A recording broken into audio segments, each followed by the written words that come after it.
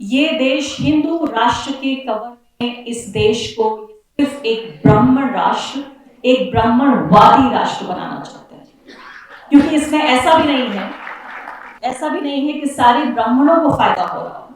ब्राह्मणवाद यानी एक जो समुदाय है, एक जो जाति वर्ग है, उसकी श्रेष्ठता स्थापित करने के लिए ब्राह्मण भी, इनको सारे ब्राह्मण को नहीं, इनके वाले जो ब्राह्मण, इनकी विचारधारा वाले जो ब्राह्मण, उनको फायदा पहुंचाने के लिए पूरा देश बनाया जा रहा है। अब महिलाएं सिर्फ महिलाएं नहीं है, महिला अब हिंदू महिला है, महिला अब मुस्लिम महिला है, महिला अब सिख महिला है, महिला अब ईसाई महिला है, महिला बीजेपी की महिला है, कांग्रेस पार्टी की महिला है, समाजवादी पार्टी की महिला है, उत्तर भारत की महिला है, दक्षिण भारत की महिला है, उच्च जाति की महिला है, दलित वर्ग की महिला है, पिछड़ी जाति की महिला है, अमीर महिला है, गरीब महिला है, संसद के अंदर बैठी महिलाएं, संसद के बाहर बैठी महिलाएं। अब आप मुझे एक ऐसा उदाहरण, मैं 3 मांगने जा रही थी, एक ऐसा उदाहरण दीजिए जो मोदी सरकार की जो महिला मंत्री हैं, उन्होंने कोई एक ऐसा कदम उठाया हो जिससे देश की 4 महिलाओं को फायदा हो। क्योंकि इस पूरे सरकार की जो विचारधारा है, ये सिर्फ 10 साल की विचारधारा नहीं, जो आरएसएस की 100 साल की विचारधारा है, उसका एक सूत्र है, और वो सूत्र है बांटो और राज करो, डिवाइड एंड रूल। अंग्रेजों से इन्होंने एक बात बहुत अच्छे तरीके से सीख ली, या मैं कहूंगी हो सकता है अंग्रेजों को इन्होंने ये सिखा दी। महिलाओं की जगह जो कई सौ साल पहले सोची गई थी कि सिर्फ रसोई घर और बेडरूम, किचन रूम और बेडरूम, इससे ज्यादा महिलाओं की जगह इस सरकार की किसी नीति में नजर नहीं आती। 10 साल की पत्रकारिता में सिर्फ मैंने रंगों का उड़ना देखा है, मैंने चेहरे से मुस्कुराहटों का गुम हो जाना देखा है, मैंने एक पूरे लोकतंत्र का कत्ल अपनी आंखों से होते देखा है। हर गांव देहात शहर जब मैं जाती हूँ, वहां देखती हूँ कि किस तरीके से जो 75 साल में हमने बनाया था, 65 साल में बनाया था, वो पिछले 10 साल में किस तरह किरची किरची बिखर गया है।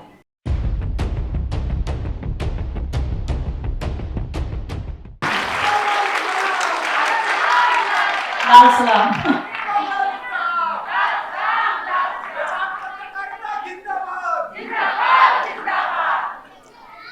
बहुत बहुत शुक्रिया। सबसे पहले तो मुझे यहाँ आमंत्रण देने के लिए, दावत देने के लिए।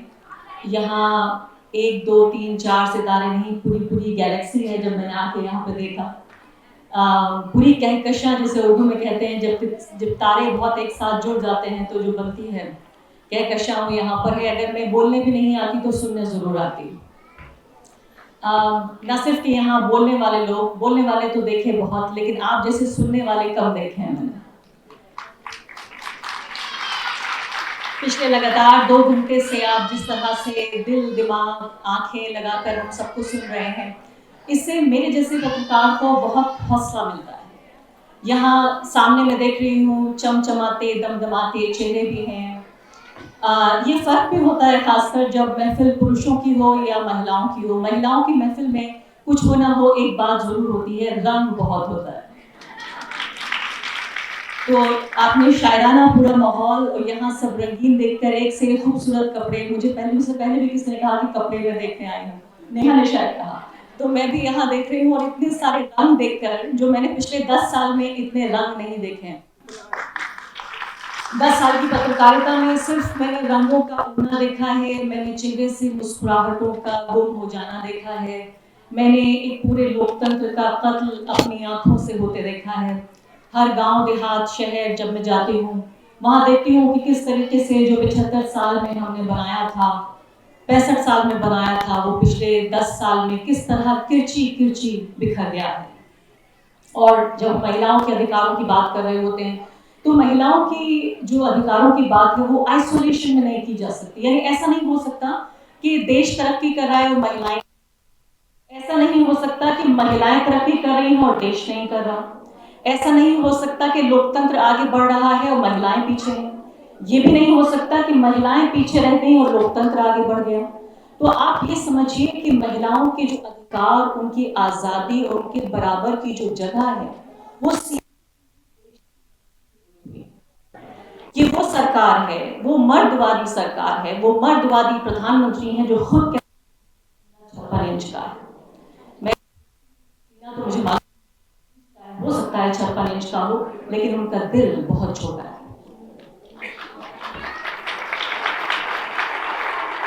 तो ये छोटे दिल वाली सरकार, जिसमें न सिर्फ अपने जैसे मर्दवादी लोग, अपनी जैसी पहचान के लोग, अपने जैसी भाषा बोलने वाले लोग, अपने जैसी विचारधारा के लोग, एक खास तरह के 5-10% लोगों के लिए ये देश बनाकर बाकी 90% देश को, ये कहते हैं कि हम 21वीं सदी में चले गए, हो सकता है 22वीं सदी की भी बात करें, और उनको 18वीं सदी में छोड़कर आगे बढ़ जाना चाहते हैं।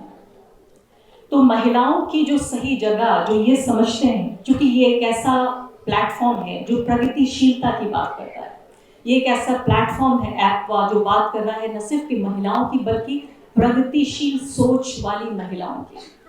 न इस सरकार में, उसकी योजनाओं में प्रगतिशीलता की कोई जगह है, न महिलाओं की कोई जगह। महिलाओं की जगह जो कई सौ साल पहले सोची गई थी कि सिर्फ रसोई घर और बेडरूम, किचन रूम और बेडरूम, इससे ज्यादा महिलाओं की जगह इस सरकार की किसी नीति में नजर नहीं आती।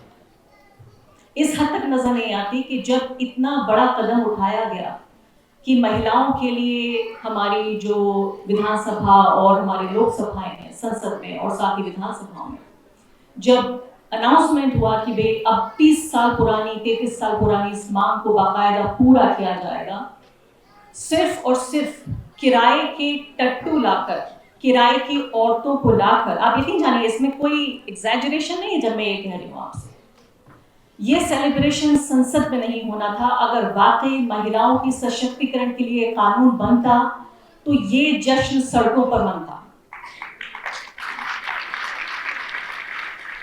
संसद में जो महिलाएं आई, संसद में वो बीजेपी की कार्यकर्ता थी, वो फिल्म एक्ट्रेसेस थी, वो बीजेपी की तमाम जो उनकी सांसद हैं वो थी। सिर्फ उन लोगों ने, पीछे तमाम महिलाएं खड़ी हुई हैं, आगे एक पुरुष खड़े हुए हैं, यानी इन महापुरुष ने हमें हमारी जगह दे दी है। महिलाओं की जो पूरी जो जगह है, जो इस लोकतंत्र में दिखाने की कोशिश कर रहे हैं, वो एक सपोर्टिंग रोल में कर रहे हैं, कि सिर्फ समर्थन कर रहे हैं, यानी कि आप हीरो आप ही बने रहेंगे, सिर्फ समर्थन हम कर रहे हैं। तो यहाँ इतनी सारी महिलाओं को देखकर और एक सुर में बोलते देखकर मुझे बहुत अच्छा नहीं लगा, क्योंकि पिछले 10 साल में महिला एकता को मैंने इतना कम महसूस किया है। क्योंकि इस पूरे सरकार की जो विचारधारा है, ये सिर्फ 10 साल की विचारधारा नहीं, जो आरएसएस की 100 साल की विचारधारा है, उसका एक सूत्र है, और वो सूत्र है बांटो और राज करो, डिवाइड एंड रूल। अंग्रेजों से इन्होंने एक बात बहुत अच्छे तरीके से सीख ली, या मैं कहूँगी हो सकता है अंग्रेजों को इन्होंने ये सिखा दिया, वो ये है कि बांटो और राज करो।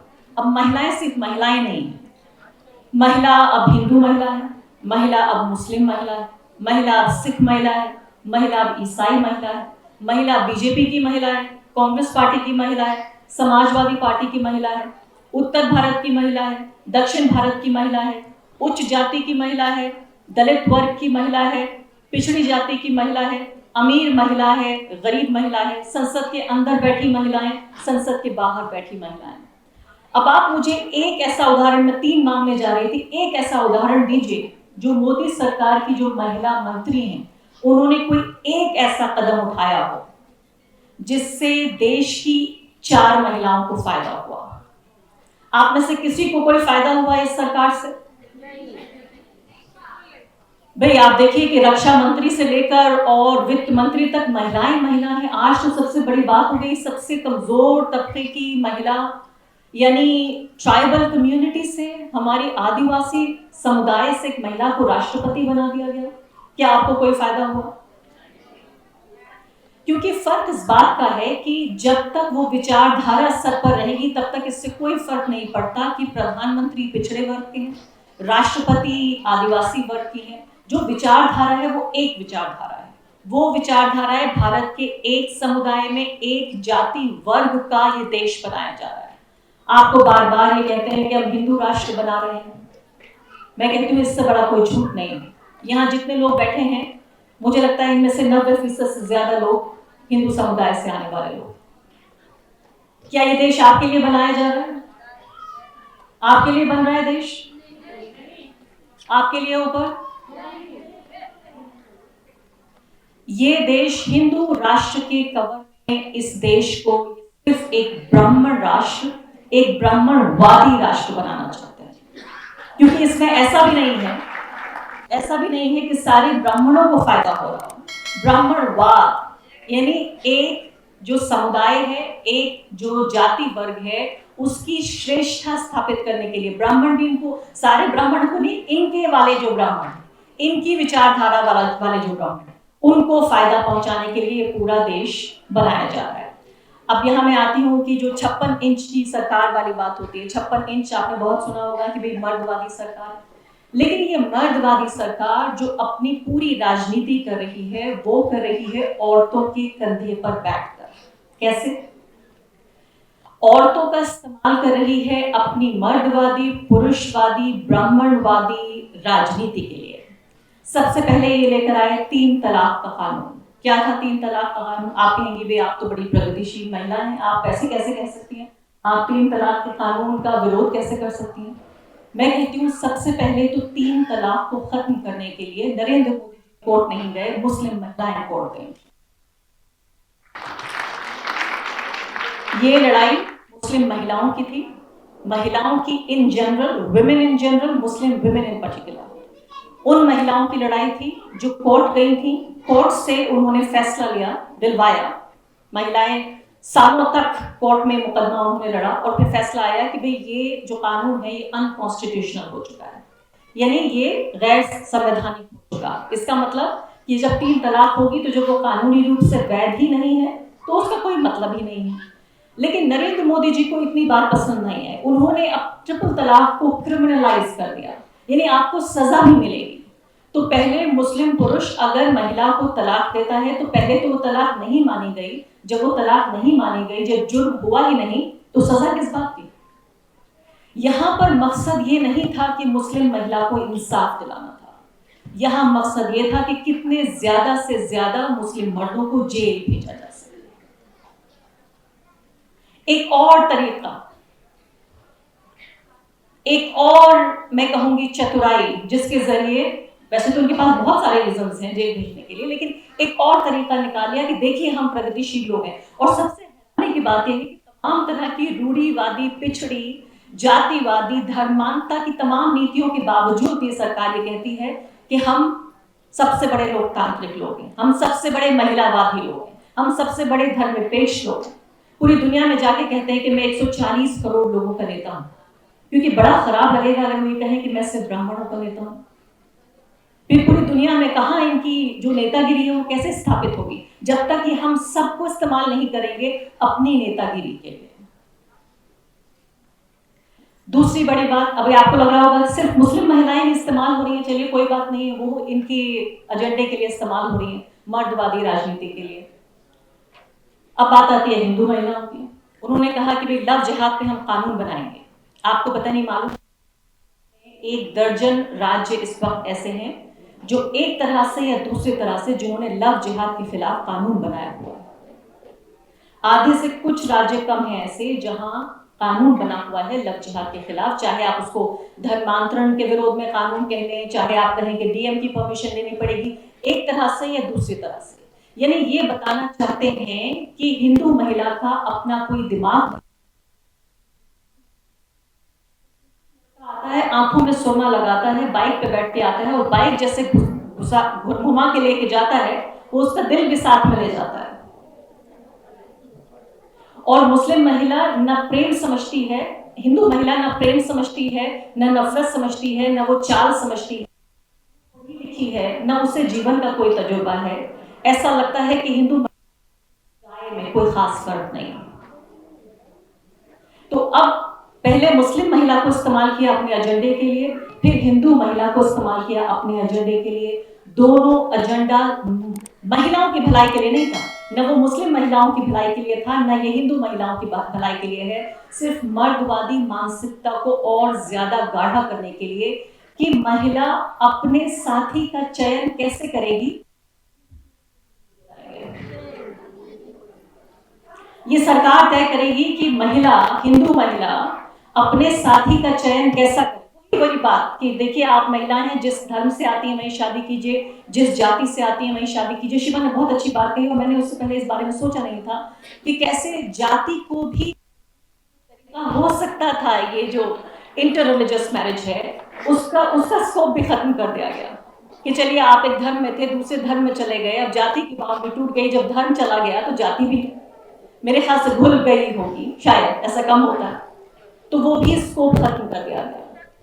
तो पूरे तरीके से 10 साल में, पिछले मैं कहूंगी कि 10 साल की, क्योंकि इवैल्यूएशन का वक्त भी आ गया है कि अब हम आकलन करें कि नरेंद्र मोदी के 10 साल को हम कैसे देखना चाहेंगे। अगर आप एक शब्द में मुझसे कहलवाना चाहती हैं तो मैं कहूंगी कि हाँ ठीक है, धर्मांधता है, बहुसंख्यकवाद है, हर तरह की नफरत है, हिंसा है, लेकिन एक शब्द में अगर मैं कहूं तो पिछले 10 साल भारत में महिला विरोध के लिए जाने जाएंगे।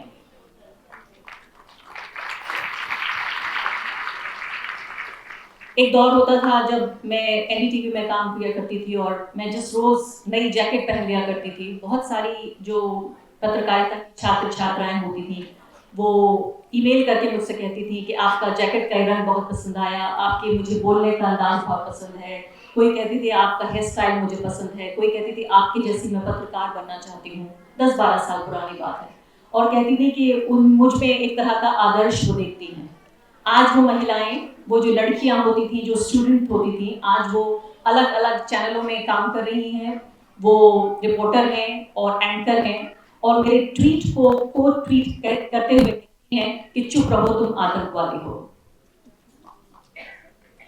जो एक वक्त में मेरी फैन गर्ल्स हुआ करती थी, जो मुझसे प्रेरणा लेती थी, मेरे जैसी पत्रकार बनना चाहती थी, मेरे जैसी एंकर बनना चाहती थी, मेरे स्टाइल को कॉपी करना चाहती थी, आज उन्हें मुझ में न पत्रकार दिखता है, न महिला दिखती है, न रिपोर्टर दिखती है, उन्हें मुझ में सिर्फ एक मुसलमान दिखती है।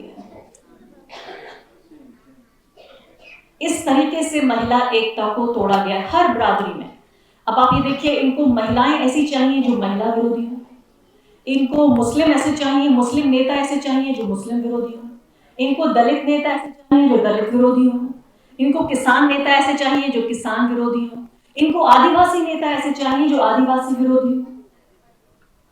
तो इनके लिए सिर्फ और सिर्फ जो सर्वोपरि है वो उनकी विचारधारा है, उनका अपना एजेंडा है। की बात यह है कि इस तरह के लोग लगातार मिल रहे हैं और बन रहे हैं, मिल रहे हैं से ज्यादा बन रहे हैं। उत्तर प्रदेश में मैं हाल ही के दौरे में देखकर आई हूं कि मुस्लिम समुदाय में एक तबका पैदा हो गया है इस तरह के लोगों का, जो अब भाजपा के लिए सड़क पर, गली मोहल्लों में समर्थन जुटा रहा है। एक ऐसा पूरा तबका पैदा हो गया है। तो जो एलीट मुसलमान था वो सोच रहा है 10 साल हो गए सत्ता से बाहर, कब तक मैं बाहर रहूंगा, कब तक हम बाहर रहेंगे, ये तो बहुत हो गया, अब सत्ता में हिस्सेदारी चाहिए। तो वो भी जाकर उनसे मिल रहे हैं, और आप देखिएगा एक बार अगर और सत्ता में आ गए तो बहुत सारे एलीट मुसलमान उस तरफ चले जाएंगे। जो गरीब मुसलमान है उसके पास कोई ऑप्शन नहीं। भारत की जो 80 करोड़ जनता है वो अपने रोजमर्रा के खाने के लिए वो भारत की सरकार पर डिपेंड करती है, भारत की सरकार पर निर्भर है कि उसको रोज अन्न मिल सके, उसके मुंह में खाना जा सके। इसके लिए भारत की सरकार ने ऑन रिकॉर्ड भी कहा कि हम 80 करोड़ लोगों को राशन देते हैं। ऐसे लोगों से आप ये उम्मीद करते हैं कि उनका अपना आत्मसम्मान होगा, उनकी अपनी कोई सोच होगी, उनका अपना कोई सपना होगा, उनको जीवन जीने का कोई जरिया, कोई तरीका होगा, उनको वोट देने की कोई समझबूझ भी होगी, जो अपने रोजमर्रा के खाने के लिए, और वो पैकेट्स जो आते हैं खाने के, आप देखिएगा कभी उन पे नरेंद्र मोदी जी की तस्वीर होती है, उनमें योगी आदित्यनाथ की तस्वीर होती है।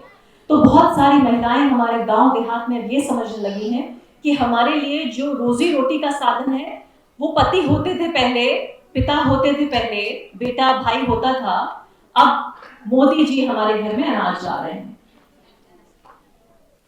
तो ऐसे में बड़ी तादाद मुस्लिम समुदाय के लोगों की भी है। तो मैंने आपको बताया कि एलीट तबका उधर जा रहा है, पहले ही वहां कोशिश कर रहा है, वहां मैं कहूंगी कि धागे डालने शुरू हो गए हैं, और जो गरीब आदमी है उसके पास कोई ऑप्शन नहीं है, वो 5 किलो अनाज के बदले अपने वोट का सौदा कर सकता है। और मैं उसके लिए उसे आरोपित नहीं कहूंगी, मैं ये नहीं कहूंगी कि उसका कसूर। ऐसे में सिर्फ एक मिडिल क्लास बचा है, वो मिडिल क्लास जो दफ्तर जाता है तो उसे नफरत की निगाह से देखा जाता है, जो वो स्कूल जाता है, वो कॉलेज जाता है तो उसके घर वाले सोचते हैं कि वो शाम को सही सलामत वापस आएगा या नहीं। आज मुस्लिम घरों में ये चर्चाएं होती हैं कि सिर्फ आपका घर जलाना तो दूर की बात है, वो तो अक्सर होता ही रहता है कि कब किसके घर पे बुलडोजर जले, कब किसका घर जला दिया जाए। आज मनोस्थिति ये है, इस कदर सांप्रदायिकता बढ़ चुकी है कि पता नहीं कौन दाढ़ी टोपी वाला जा रहा है और दूसरा सरफिरा। इसके लिए बीजेपी आरएसएस की जरूरत नहीं है। कौन सरफिरा सिर्फ उसको उसकी पहचान देखकर उसके ऊपर हमलावर हो जाए। इसके लिए बाकायदा स्टेट मशीनरी की भी जरूरत नहीं है। इन्होंने सड़क पर जो फुट सोल्जर्स हैं, जो उस तरह के सैनिक तैयार कर दिए हैं, जो हिंदू राष्ट्र बनाने में समझते हैं कि ऐसा नहीं होता, तो ये बताइए कि क्यों रेलवे प्रोटेक्शन फोर्स का एक कांस्टेबल उन लोगों की हत्या करता जिनकी सुरक्षा के लिए उसकी नौकरी है। किस मन से, किस मस्तिष्क से उसने वो अपनी सर्विस राइफल उठाई होगी और अलग अलग कोच में गया होगा। वहां मुस्लिम दिखने वाले जो लोग थे उन्हें छांट कर उसने 3 का कत्ल कर दिया और साथ साथ अपने उस साथी, अपने सीनियर का भी कर दिया जो उसने कहा कि अच्छी बात नहीं। तो ये इस तरह के सैनिक सड़कों पर और तैयार हो रहे हैं, जमीन पर तैयार हो रहे हैं, जिसके लिए अब जरूरत नहीं है।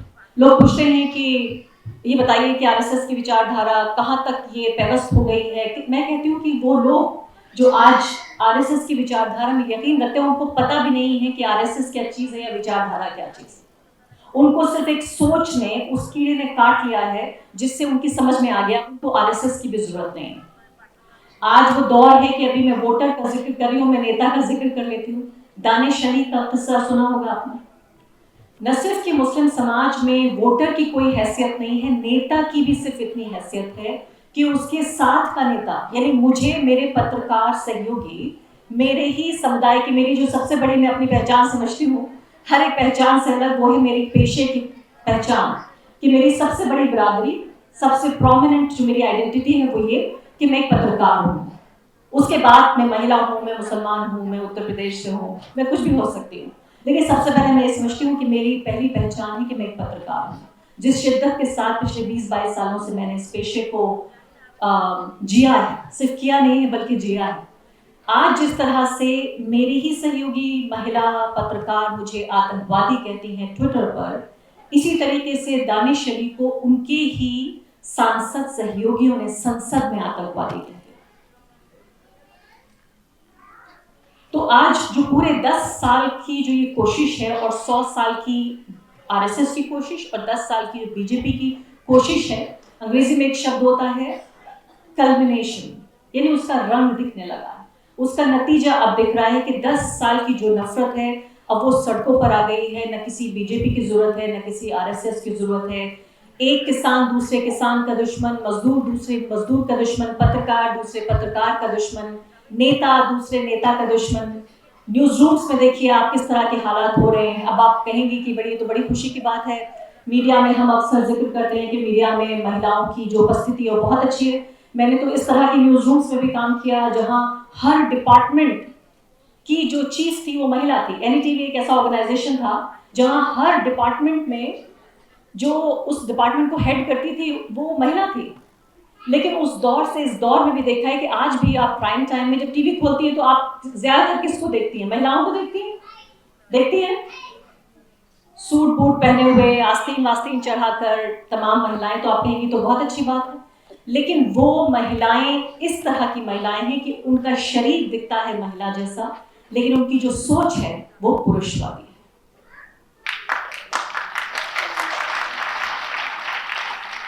तो हर तरफ इस तरह के लोग चाहिए जो कमजोर तबकों को, जिनको आगे बढ़ाने के लिए, क्योंकि आप ये समझिए कि जो संविधान है, जो लोकतंत्र है, इसकी जरूरत किसको है? क्या आपको लगता है अंबानी और अडानी को संविधान की जरूरत है अपने अधिकारों के लिए, अपनी आजादी के लिए?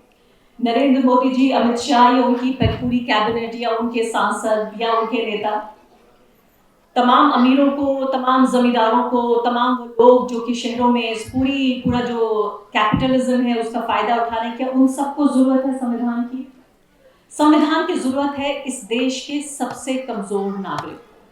संविधान के जो अधिकार है, ये बहुत अहम बात है, इसको जरूर आप ध्यान से सुनिए कि संविधान की जो अधिकार जो हमें संविधान देता है वो अगेंस्ट द स्टेट देता है, यानी सरकार के खिलाफ। यानी यहाँ पे ये माना जा रहा है कि सरकार आपके अधिकारों को दबाने की कोशिश करेगी। जो स्टेट है वो आपके अधिकारों को दबाने की कोशिश करेगा, इसलिए संविधान है, ताकि आप अपने अधिकारों की रक्षा कर सकें। क्योंकि वो एक किताब जो सारी किताबों से ज्यादा पाक किताब है आज, हिंदू के लिए, मुसलमान के लिए, सिख के लिए, ईसाई के लिए, तमाम समुदायों के लिए। क्योंकि वही एक किताब है जो तमाम धर्मों के लोगों को उनका धर्म मानने की आजादी भी देती है। उन्हें अपने अधिकारों को सुरक्षित रखने के लिए भी वही किताब है। आज सबसे ज्यादा हमला उसी किताब के ऊपर है। इसलिए मैं हमेशा कहती हूँ कि ना हिंदू खतरे में है, ना मुसलमान खतरे में है, जो खतरे में है वो संविधान है।